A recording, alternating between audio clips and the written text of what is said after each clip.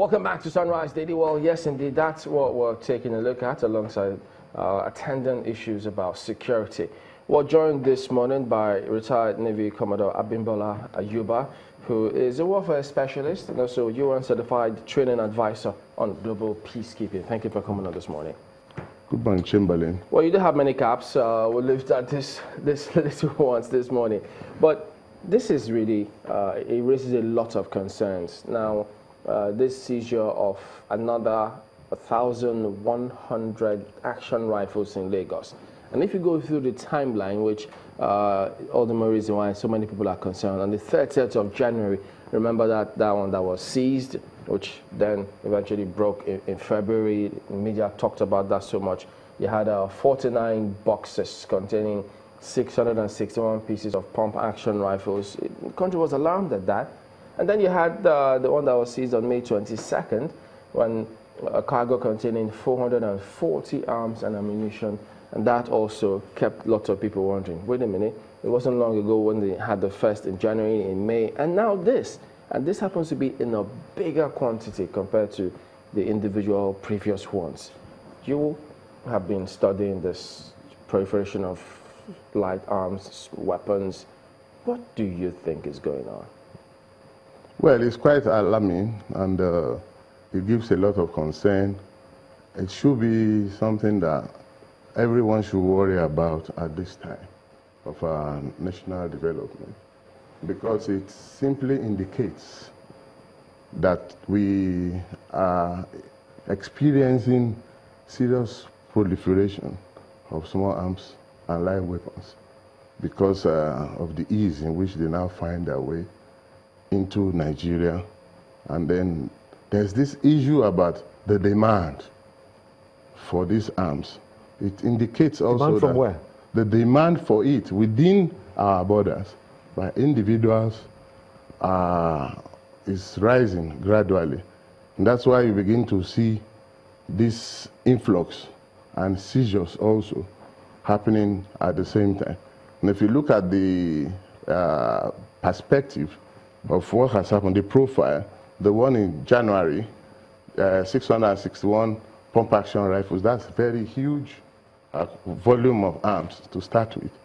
And it can equip a battalion, indeed, of an army battalion successfully. Then, of course, the one in May, also, of 440,000. And you see, those two seizures were amounted to 1,101 arms seizure. But the one that broke yesterday, this morning, is double the catch. So it sets a kind of trend, and which is quite disturbing, and it should be a matter of concern. Coming from a single port. You know that when we had this discussion in May, and everybody was really excited that yes, we got them, and they cannot do this again. Are you disappointed that this has happened for a third time within a year? First of all, it's quite disappointing, but not surprising, that we continue to experience these continuous haulages. But we must, at this point, also commend those officers in that single port that have done these haulages. There are several other ports in Nigeria that receive containers every day. Only God knows what goes in through those ports. Do you think they are thorough, as we've seen, perhaps? It's an indicator that perhaps the team that is operating there at this time are better trained, or perhaps they are using the equipment that have been provided, the scanners that have always been the excuse, breakdown, downtimes for scanners, which are prescribed by international shipping regulations to fast track and inspect these containers. And in the failure of this equipment, it has to be 100% inspection, physical inspection. So I think the team there must be very, very professional and committed to the job that they've been assigned to do in the port. What do you think about the FOU, the Federal the Operations Unit arm? Would you say that they have been able to get their acts together in trying to fish out such illicit weapons that are coming through, or are they having that capacity challenge?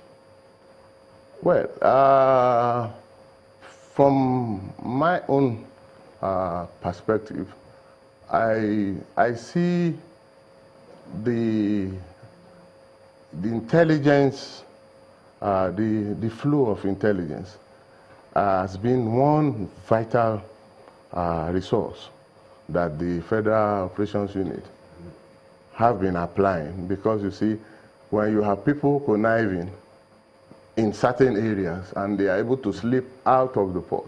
You recall that the one that was taken in January was caught outside the wharf, but somewhere around Coconuts Bridge was where it was intercepted. So technically it had already been imported, but for the surveillance and vigilance of this group of officers, they were able to stop that arms from being... That's container.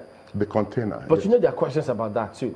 Yeah. We don't know if there were more than one container and possibly one slipped through. Yes, the probability that that has happened is about 0.5. Why 0.5? Don't forget the manner with which that one was apprehended. They said FOU, I think they were just in town. They just intercepted They always watch... It was a random search. Watch what is going on.